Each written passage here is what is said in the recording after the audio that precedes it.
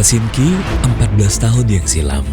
Salah satu tempat di mana proses damai Aceh dirajut. Tempat di mana tokoh gerakan Aceh Merdeka dan pemerintah Republik Indonesia duduk semeja membahas bagaimana menyelesaikan perang. Di kota yang dingin itu, ketua juru runding dua pihak Malik Mahmud dan Hamid Awaludin bersalaman bersama mediator damai Marty Antisari.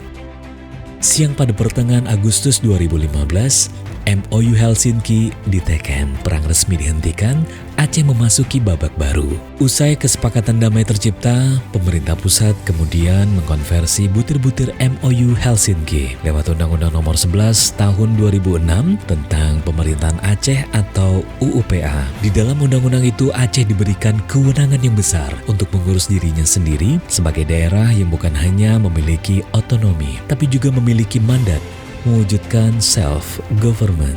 Lewat UUPA kemudian hadir partai-partai politik lokal serta lembaga-lembaga keistimewaan lainnya di Aceh. Ada Lembaga Wali Nanggro, Majelis Pendidikan, Majelis Adat, hingga Badan Reintegrasi Aceh atau disingkat dengan BRA, lembaga resmi pemerintah yang melaksanakan program dan juga kegiatan reintegrasi dan usaha penguatan perdamaian Aceh. Sesuai dengan poin MOU Helsinki, BRA juga punya tugas mengembalikan mantan pasukan gerakan Aceh Merdeka, tahanan politik yang memperoleh amnesti serta masyarakat yang terkena dampak konflik ke dalam masyarakat melalui perbaikan ekonomi, sosial, dan juga rehabilitasi, serta penyediaan lahan pertanian dan juga lapangan pekerjaan atau jaminan sosial yang layak dari pemerintah apabila tidak mampu untuk bekerja. Perintah undang-undang itu terus dijalankan oleh BRA.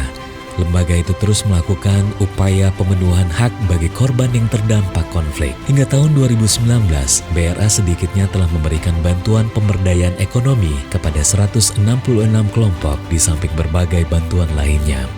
Tepat di 14 tahun damai Aceh, BRA juga merealisasikan pemberian lahan pada 100 kombatan di Pidi Jaya. Masing-masing mereka diberikan lahan 2 hektar. Pemberian sertifikat tanah bagi mantan kombatan adalah langkah maju yang dilakukan pemerintah lewat BRA. Hal tersebut akan terus dilakukan sehingga mereka yang menjadi korban dari konflik mendapatkan haknya demi menjadikan perdamaian Aceh menjadi damai yang abadi. Kini, di usia perdamaian yang telah berumur 14 tahun, masih banyak pekerjaan rumah yang harus dikerjakan. Rajutan damai adalah panggung bersama untuk berkarya demi Aceh maju serta bermartabat. Damai Aceh adalah warisan. Lahir lewat tangan dan hati para syuhada, diraih dengan janji-janji yang wajib dilunasi. Damai adalah harapan.